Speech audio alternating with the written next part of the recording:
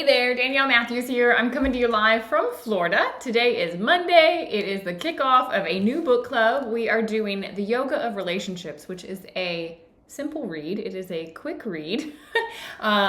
Different than previous books, which have been much thicker, but so insightful. The author of this book, Yogi Amrit Desai, is actually my neighbor. I have studied for the last decade with him and his daughter a lot of ancient yogic philosophy, which to me is really about the body-mind connection and understanding who we are. And once you understand yourself more deeply, your ability to interact with others just completely changes. Your compassion will increase because as you understand you start to understand others in a big way. And so this book is really about probably one of the things that all of us on this human journey of ours struggle the most with, which is people. And, you know, we all want to have harmony and peace and love in our relationships. And yet what happens with the people that are closest to us? It's a lot of this. And in this book, you are going to find a lot of insight, and it's really going to help you with those relationships. So let me know if you're watching this live when you get here. Hey, Charlotte. Hey, Tina. Good to see you. And if you're catching the replay, let me know that you caught the replay. So this book, we're going to take it easy this first week. It probably maybe overwhelmed some of you because there's some Sanskrit words in here. It doesn't matter. Who cares? We will talk about the essence of what they mean. And if you don't have the book, that's all right. I will put a link where you can purchase it direct from the Institute here, and it can get on its way to you. But I want you, as we start kind of off in this book, on this journey, on this discussion, you're probably attracted to this for a reason, and probably because of the dynamic that's happening in your life. And so I want you to just write some things down right now. Who are you having the greatest struggle with? Is it a child? Is it your partner? Is it a parent? Is it a sibling? Is it someone at work? Who are you having the greatest struggle with relationship-wise? Where the dynamic is just like, whoa. If no one comes to mind, or if you want to kind of keep thinking through this, what relationship do you want to deepen? Is there someone in your life that you're like, you know, it's too surface level, or we're not getting past something? What do you want to deepen? What relationship do you want to heal? What is a relationship in your life that you would like to heal?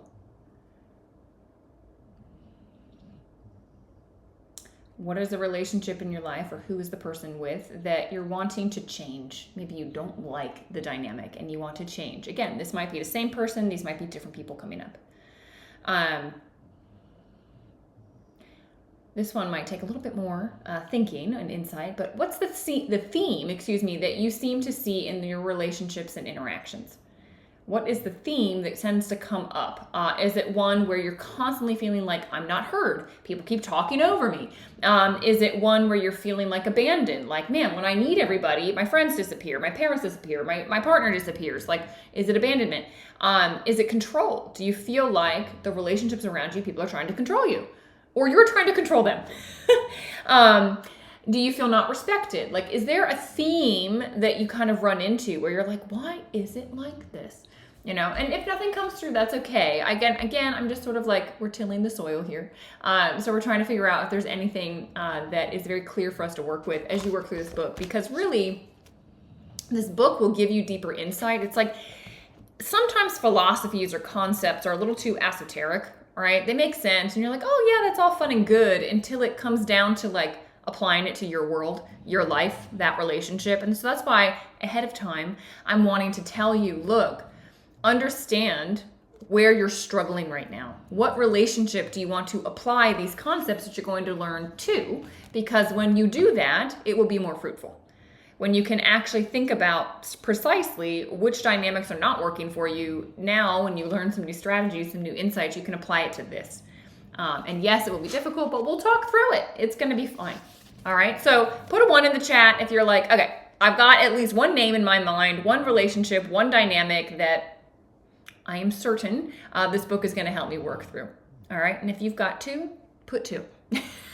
But I would love to hear that you're thinking through this, because it's just going to make all of this like a lot more impactful, right? We're not just reading to read, we're reading to make shifts. So good. I'm seeing some 1s in the chat. That makes me happy. All right. So let's dive in, shall we? This book, there was an introduction and a foreword, and then there was some stuff in the appendix I wanted you to check out. So we didn't even get to chapter 1. What I wanted to talk about today was the foreword and then the introduction and the appendix, just to kind of lay the groundwork again, and then we're going to dive in. We're going to dive in next week. Lou's like, yeah, 3. I've got lots of relationships. Perfect to work with. The book is The Yoga of Relationships. If you are just joining us, the book is The Yoga of Relationships. I will put, let me see if I've got it. I just sent this to somebody. Nope. Give me 2 seconds and I'll pull it up for you guys to be able to click to purchase it. Let me, what's a pin code from me? What in the world? When did Facebook get so crazy? Hang on. Okay, no, here it is. All right, so here in the chat is a link so you can get the book if you want to join us and read along. Of course, obviously in these conversations, I'm reading with you and pulling out the pieces, but it's nice to be able to mark it up yourself.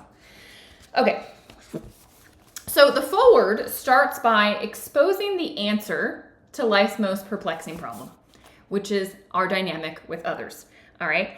And I absolutely love, he says, look, we need to expose the answer to this perplexing dilemma and problem that we have right at the beginning.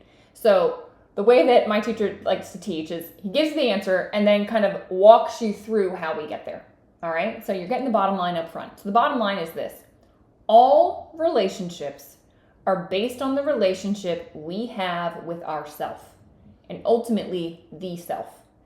And this book is so perfectly like in alignment with everything we've read, from Eckhart Tolle to Wayne Dyer to Michael Singer. What do they all say? There is something beyond your mind. There is something beyond your own thoughts. That is the true you. Consciousness, right? The witness. That is what he's saying. He said the relationships, all relationships in your life are actually based on the relationship that you have with yourself internally, and ultimately that consciousness that is inside of you. And so if you want to solve all of the issues out here, what you're going to find in this book, which some of you might like and some of you might not like, is that it all starts within. It starts with understanding within yourself. When you get that understanding proper, now you can interact and react to other people in a very different way. And actually, when you shift yourself, the whole world changes with you. It's amazing. All right? So everything that you just wrote down, all of those dynamics, all of those people can be changed when you understand and shift the connection to your true self, to your higher self, and understand the dynamics of your own mind, and that you're not your thoughts, and all of these things, all of these reasons you're getting triggered. All right, and you'll start to actually be grateful for the people in your life that are triggering you, which might seem a little bit counter right now, but I'm telling you, you'll have gratitude towards them. So, we all want love, we all want peace, we all want harmony. We search for it, and our goal is pretty darn clear. And so I love in the foreword how it's kind of pointed out, well, if that's so clear that all we want is peace and harmony and love, how come we are in conflict with everyone we care about, and we find ourselves shaking our heads at the mess that we find ourselves in? Dynamics that are struggling, relationships that are kind of on the brink, just problems. So in the introduction, some tips are kind of laid out. We're still in the forward. In the forward, some tips are kind of laid out with just overarching themes that are going to be talked about in the book. One of them being attention. Relationships require attention, and of course, the relationship with yourself. So it's attention inward. All right, we'll get into this more. Acceptance. Learning to just accept what is, as it's shown up in the moment. How that dynamic is, how the people have shown up, all of these things. It's about acceptance first, and then figuring out how to react to the situation, not impulsively. Awareness. When you have a deeper awareness of yourself and what's triggering you and what's actually going on, I promise you, all of a sudden, these people in your life that you think they're the problem, you realize the problem's actually internal. There's no issue out here. All right, we'll talk more about this. Alignment. Aligning what you think, what you say, what you do, and what you feel. If you are in inner conflict, you are going to create external conflict. The saying, as within, so without. If there is an inner conflict, right? He says the ultimate thing is the relationship you have with yourself. If there's conflict there, if you're not in alignment with what you think and what you say and what you do and what you feel, there's going to be conflict external as well. All right. So he also points out that this whole book is based on some principles that are yogic philosophy, okay? This is where I'm saying don't get lost in the Sanskrit. It will all make sense, but there are some names, okay? They're called the yamas and the niyamas, which just means observances and disciplines, okay? And in the appendix, so if y'all want to go to 99, page 99, all right, the yamas and the niyamas are all about examining our unconscious beliefs and habits and patterns of behavior and the consequence of them. All right, that's what I said. The Sanskrit doesn't matter. The concept that they are pointing to, the light that they are shining, is to say, hey, you need to look at your own habits. You need to look at your own belief systems. You need to look at your own behaviors, and you need to see the consequence of what you're adding to the equation. All right? And life is just a big mirror. Okay? It is revealing to you what is within you that is unfinished. These behaviors and belief systems and things that might or might not be serving you. All right? This is heavy work, I know, but you can do the heavy lifting. I promise. I absolutely promise. This is so worthwhile.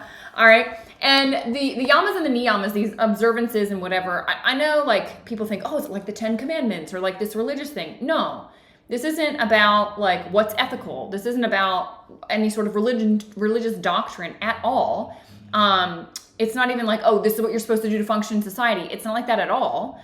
It is simply all about inner transformation. It is helping you shine the light to look inward and go, okay, what are the things within my control? How can I better understand this body-mind complex, my thoughts, my behaviors, my patterns, my reactions, what's going on here? How can I better understand them and where they're coming from? And then giving you tools to be able to work with them. Does that make sense? All right. So don't worry about the Sanskrit names. Don't worry about any of that. All right. We're going to touch on the core of the teachings. Does that make sense? All right. We're going to touch on the core of them. And I want to just read to you page 100. He says, if the spiritual principles are practiced as do's and don'ts, an inherent danger of guilt and self-rejection accompanies such unrealistic goals. Self-judgment always arises if we fail in one of the disciplines, which is likely to be a daily occurrence.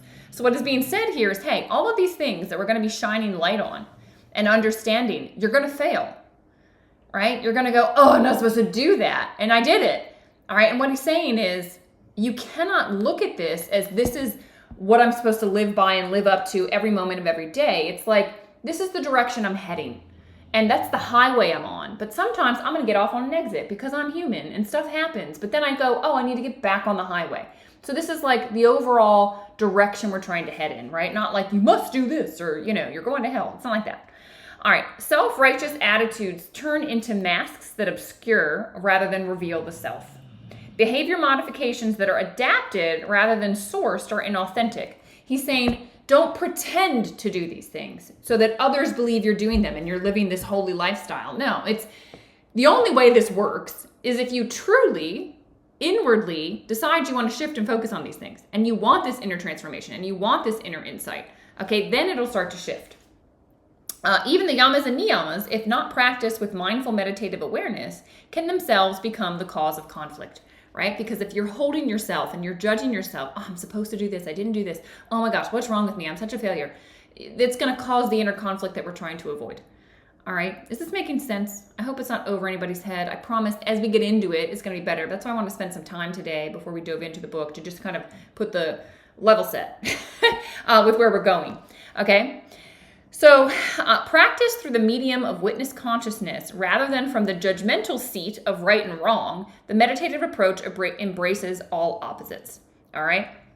This is what my teacher calls the posture of consciousness. How you can bring this awareness into everyday life. If you've been through inner management mastery, this has to do with learning to live with an open heart as the witness, accepting all things. Right? All right, good. You're right with me. Yes. Okay, cool. All right, wonderful.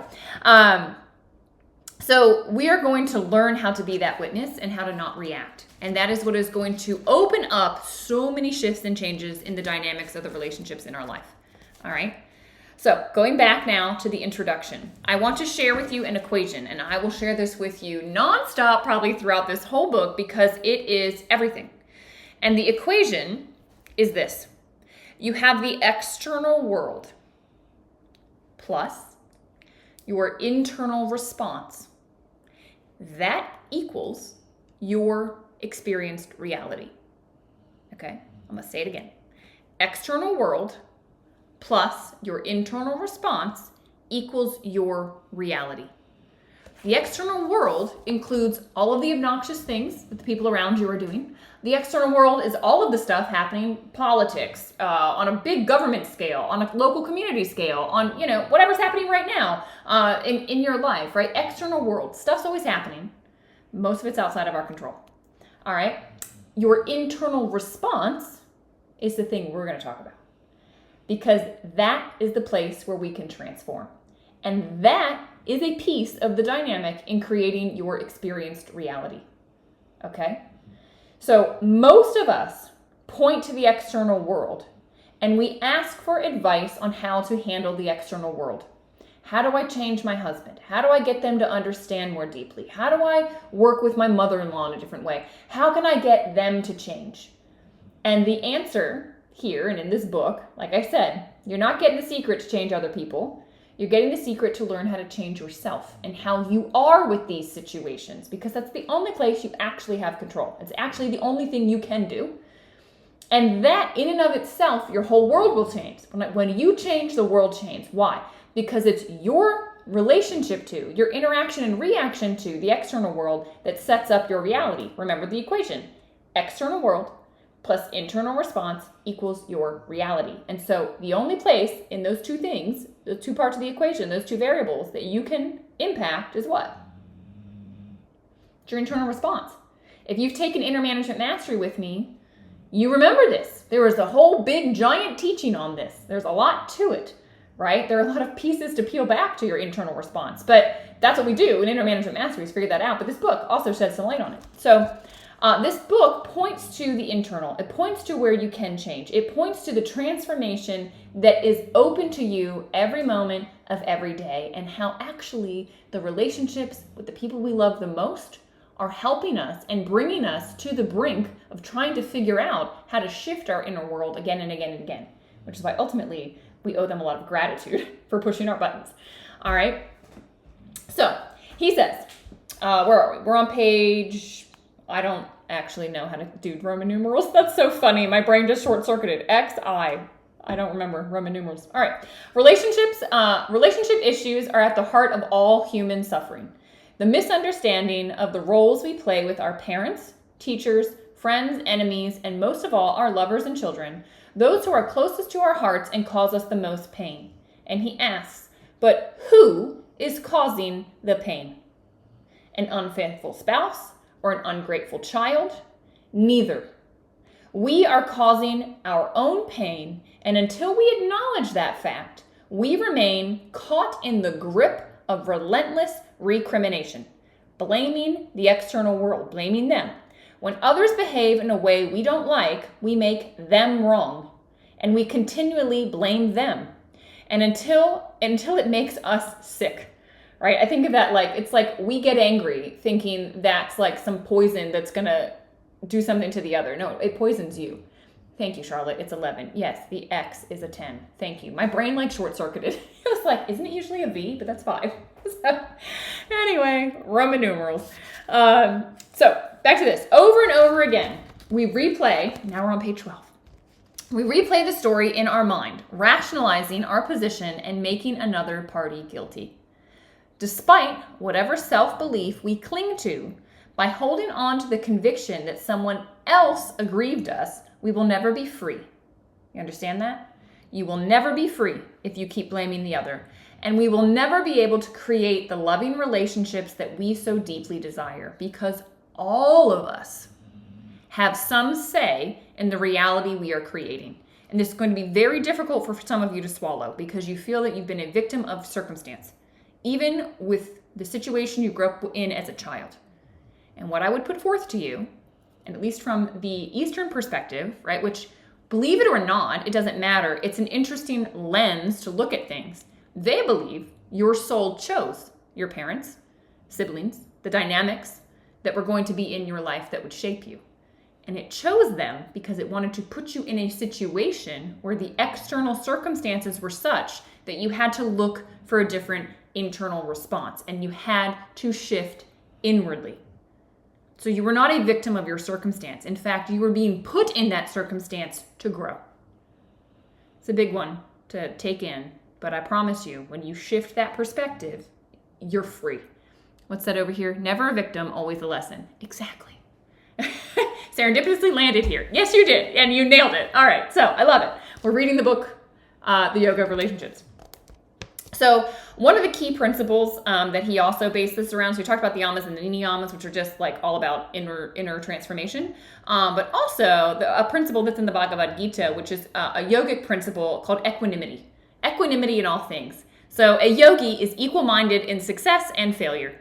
It's being able to stay steady inwardly, right? External world plus your internal response. It's having equanimity, equal mind, no matter what's happening in the external world. You can be surrounded by chaos, but you can choose to be peaceful internally. I remember Gurudev, this is a picture of him. If you haven't seen him, he's now like 93, I think. But there's a photo of him in India, which if you've ever been to India, it's like chaos. There's a lot of people and a lot of noises and a lot of smells, and it's just like, it's all in for the senses. And there's a picture of him on like public transport, and it's just chaos all around him. And he is sitting just like, and you can see the peace emanating. It's in his eyes, his face, all around him. Even though everything around him is chaotic, it's like external world. My internal response is going to be peace. I'm fine with whatever's here. So my reality is not one of chaos and nuts. It's one of peace amidst what's happening. So that's just a very simple example, but hopefully helps you see. So then he kind of shared just some truths about being human, right? Our internal response is emotional, and our emotions tend to dominate us. Fear is probably the most dominant emotion. And he writes here, it's difficult to be objective in relationships because emotions are so dominant and we cannot see past them. But what we are going to learn is the secret to being able to understand why those emotions are being set off in the first place. And once you can understand that actually I am more than my emotions, I am more than my thoughts, I can create space from them so they don't overpower me. This is what I teach in Mastery. It's also some of what's going to be taught in this book. So equanimity in all things, right? Bringing awareness to this. And I think the last kind of truth he talked about, let me read it here. I underlined it. We must dispassionately observe ourselves, accepting our faults and weaknesses as we have unjustly judged those same frailties in others. It's kind of interesting. What is it? I think in Christianity, it's like he who has not sinned, like cast the first stone, or I don't know what it is. We know what I'm getting at, right? And it's like, well, no one can throw a stone because they've all sinned. And the same thing is kind of being said here in a different way. It's saying, look, you need to observe yourself because we're really quickly pointing the finger at people for what they do and their where they fall down. But the reality is we fall down in those same places. And we've done those things too. And we need to own our side of things before we ever go out and start blaming and pointing the finger at other people, right? We have to observe ourselves. So, all right. And I'll tell you, once you observe yourself and you start to see what's really going on and why you're being the way you are, because it's all from past stuff, you start to have compassion for other people because you realize, wow, they're dominated by their thoughts and their emotions, and they don't even realize that they're unconscious and automatically having them. They don't even see that. You are going to start to become consciously aware. Yeah, exactly, Ajit. It's a big projection. I missed some of these comments. So the eye of the hurricane, calm in the eye while the storm swirls around. Exactly. You all have that ability. That's why when I do yoga nidras, when I do guided meditations, one of the most generic intentions I use is I am at peace amidst the chaos. I am at peace amidst the chaos because you can choose to be at peace when your kids are running around like crazy, when work is crazy, when the political landscape is crazy, you can still have peace. All right. And Lou says, I appreciate your choice. I would not have chosen this book. I'm excited to get to this. 4 of the last 5 books were studied together. I have owned for 20 years, and I gained much more with your club. Oh, I'm so glad. Yeah, those books, when you have a lens to look at them with other people and dive deeper, you can go really deeper in those books. And yeah, this book's been sitting, I read it years ago. I also did a interview with him. I'll have to share that. With Catherine Edwards, a little bit about this book, and there's so much goodness in this. But I think the word yoga pushes away so many people And that's why I'm telling you, like, don't worry about that. It's the study. It's like the science of the mind. It's like studying the inner world, and it's all about inner transformation. That's what it's about. And yes, Lou, you can be other people's triggers. For sure, what you're doing is triggering others. They trigger you, you trigger others, and it's just a big, beautiful, crazy triggering party.